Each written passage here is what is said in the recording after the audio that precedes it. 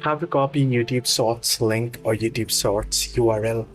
Hello everyone, welcome back into the channel. In this video today, I'll guide you through steps on how you can copy the link for YouTube Shorts. Well, the process itself is actually pretty simple. Now if you're watching certain Shorts on YouTube and you want to share it, or you want to copy its URL, here is how you can do so. Open up YouTube first, head over to Shorts.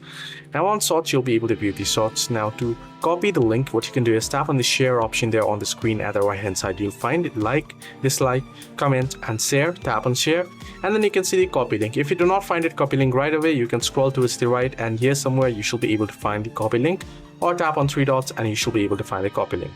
This is how you can easily copy the URL or copy the link of particular YouTube Shorts on YouTube. Hope this video was helpful. Do like and subscribe, and also do not forget to leave the comments down below if you have any further issues as well.